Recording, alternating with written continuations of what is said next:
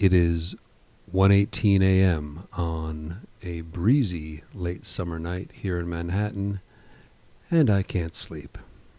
Welcome to Short Stories for Long Nights. I'm Jason.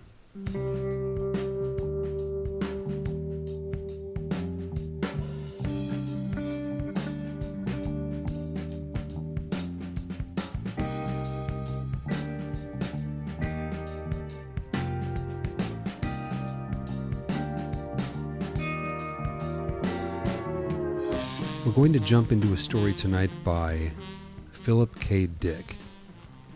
And this is an author that if you know him, you probably know a bit about his life. And if you think you don't know him, you probably are familiar with his work, just because so much of it has been turned into major motion pictures. The Adjustment Bureau, Minority Report, Total Recall, The Man in the High Castle was recently a Netflix series. And of course, Do Androids Dream of Electric Sheep was the basis for a personal favorite, Blade Runner. Mr. Dick's work often deals with the nature of reality. If you've seen some of those movies, you probably recognize the theme. What's real, what isn't real, whose perspective is accurate, whose isn't. I don't want to get too much into his life at the beginning, but we'll chat a bit about it at the end. But I did want to mention that he was a man who truly did struggle with his perceptions of reality. So it's interesting to me that a man whose work so often deals with reality found himself questioning what was real very often in his life. And as his life went on, eventually had difficulty deciphering the difference between what we would call real and what he perceived. And further, the narrator in tonight's story perceives reality quite differently from everyone else in the story. So, knowing that the author shared similar struggles may be an interesting lens through which to view this work, or not, as an old professor of mine was fond of saying. But enough of that, let's jump into it. I'm going to pour myself a slightly dirty martini, in and out with the vermouth, just put it in the glass, swirl it around, and out you go. And 3 olives, Huey, Dewey, and Louie. Away we go. I invite you to pour yourself your favorite beverage, or just sit back and listen to The Eyes Have It by Phillip K. Dick.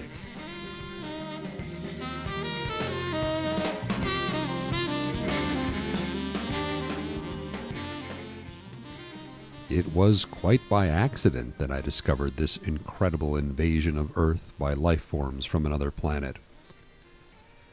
As yet, I haven't done anything about it. I can't think of anything to do. I wrote to the government, and they sent back a pamphlet on the repair and maintenance of frame houses. Anyhow, the whole thing is known. I'm not the first to discover it. Maybe it's even under control. I was sitting in my easy chair, idly turning the pages of a paperback book someone had left on the bus, when I came across the reference that first put me on the trail. For a moment, I didn't respond. It took some time for the full import to sink in. After I'd comprehended it, it seemed odd I hadn't noticed it right away. The reference was clearly to a non-human species of incredible properties, not indigenous to Earth. A species, I hasten to point out, customarily masquerading as ordinary human beings. Their disguise, however, became transparent in the face of the following observations by the author. It was at once obvious that the author knew everything, and was taking it in his stride. The line, and I tremble remembering it even now, read, "His eyes slowly roved about the room. Vague chills assailed me. I tried to picture the eyes. Did they roll like dimes? The passage indicated not. They seemed to move through the air, not over the surface, rather rapidly, apparently. No one in the story was surprised. That's what tipped me off. no sign of amazement at such an outrageous thing. Later, the matter was amplified. His eyes moved from person to person. There it was in a nutshell.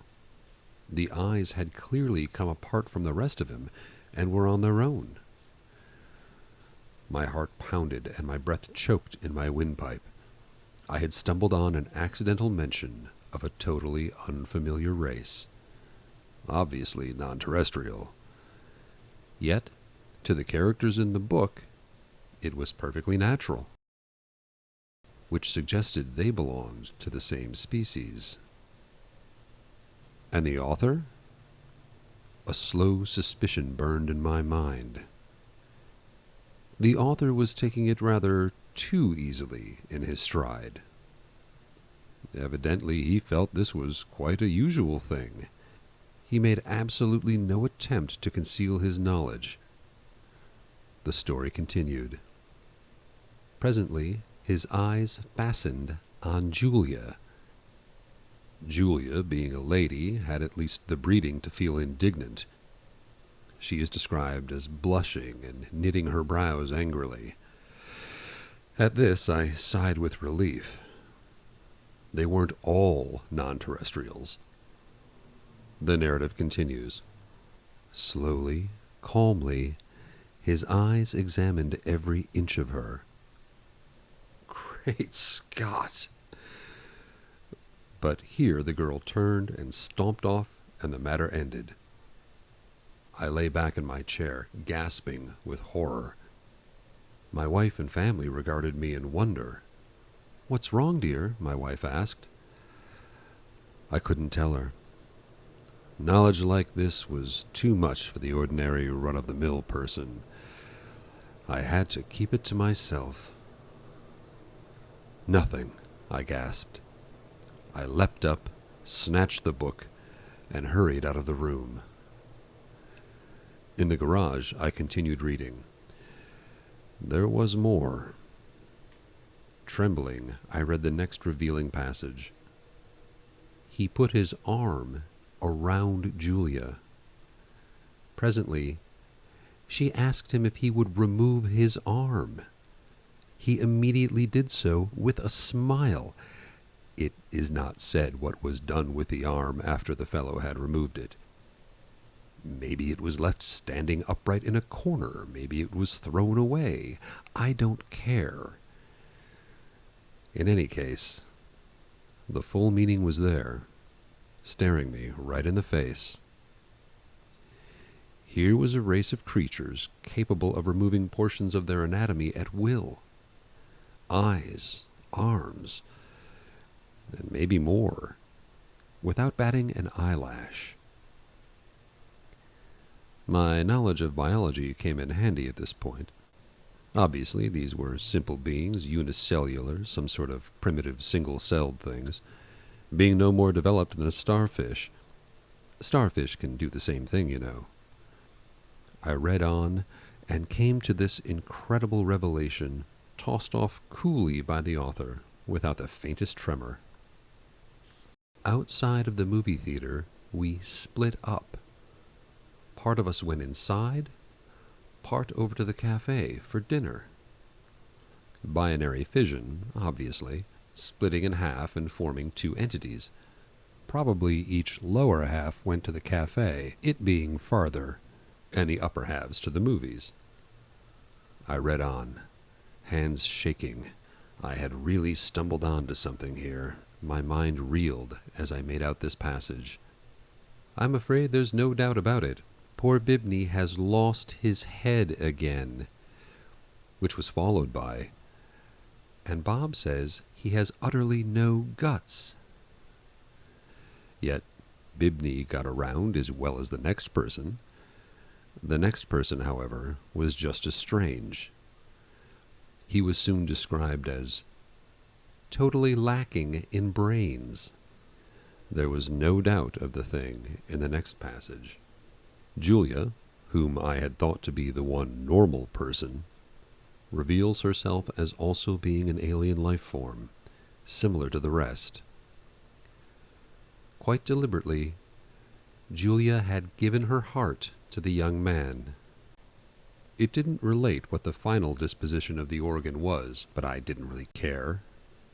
It was evident that Julia had gone on living in her usual manner, like all the others in the book, without heart, arms, eyes, brains, viscera, dividing up in two when the occasion demanded, without a qualm.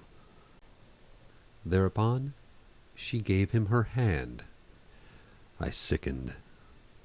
The rascal now had her hand, as well as her heart. I shudder to think what he's done with them by this time. He took her arm. Not content to wait, he had to start dismantling her on his own. Flushing crimson, I slammed the book shut and leapt to my feet, but not in time to escape one last reference to those carefree bits of anatomy whose travels had originally thrown me on the track. Her eyes followed him all the way down the road and across the meadow. I rushed from the garage and back inside the warm house, as if the accursed things were following me. My wife and children were playing Monopoly in the kitchen. I joined them and played with frantic fervor, brow feverish, teeth chattering. I had had enough of the thing. I want to hear no more about it. Let them come on. Let them invade Earth. I don't want to get mixed up in it. I have absolutely no stomach for it. The end.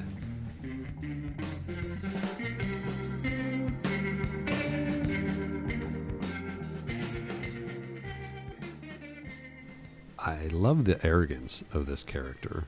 You know, he's just so 100% sure that he's right in his convictions, and he's just so clearly wrong, as is the way in life often, I find.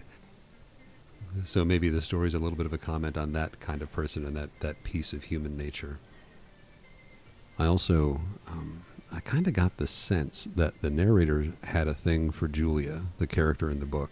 He seems a little jealous and oddly protective and sort of disappointed when he concludes that she's just another alien.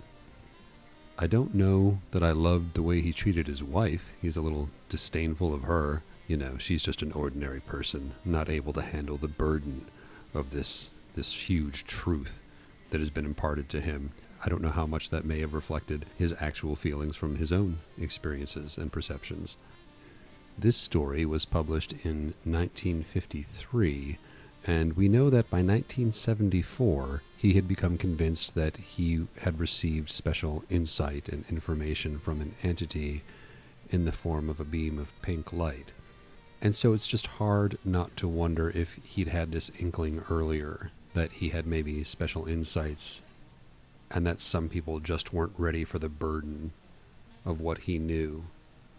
I mean, honestly, anybody who decides to write for a living, you've got to assume that you have something so special to say that hasn't been said before, that you are a unique vessel for some form of information, and that would go for anyone who puts pen to page professionally, I think. And I suppose you could extend that out to anybody who has the audacity to create anything and then ask or expect people to care and pay attention, to imagine that it's important enough to demand their time. He said, as he recorded the second episode of his podcast. I find that sort of interesting. I don't know. What do you think? I'd be curious to hear your thoughts on this. Am I onto something? Am I full of it? Certainly both of those things have been true at various points in my life. One thing I wanted to mention that I'm really enjoying about researching these authors is that many of them have stories connected to their lives, third-person accounts of things they said or did. Yeah, I guess I figured I'd clarify that for you in case, you forgot what a story was. I'm turning into the narrator. Starfish can do the same thing. Forgive me. At any rate, many of them are probably not true. I don't particularly care. They're colorful and they're interesting, and so I'll toss them in from time to time. There is one about Philip K. Dick that I'd seen in a couple of places, that apparently a friend of his was visiting one day, and Philip turned up the television and his record player and the radio to full blast and went over to his friend and said, "This is what it's like in my head all the time." It sounds a bit apocryphal, but knowing what we know about the man, I wouldn't call it implausible. And so whatever the accurate diagnosis of Mr. Dick's mental state is, I think it's fair to say that he wrestled with some demons that most of us, thankfully, do not have to wrestle with, and did so while producing some of the most extraordinary work. So whatever is true, I think we can just thank the author for his excellent work, as always, and respect the burden. Please feel free to comment below. Just as always, be cool, be kind. Don't be a lump of unpleasantness. But please do share your thoughts. Short Stories for Long Nights comes to you from my kitchen on the Lower East Side of Manhattan. We will be back every week, bringing you stories from some of the world's best known and most well-loved authors, and maybe a few you haven't heard of. Allison does all of our artwork, and our music is provided by Took. Please do yourself a favor and check out some of their wonderful work in the links provided. And if you like the show, of course, do a little like and subscribe. If you have a minute, give us a review over on iTunes. It really does help. But hey, we're all doing what we can, right? All right, my friend, I hope to see you next week. We'll have another great story to discuss. And in the meantime, I'm going to go get some sleep.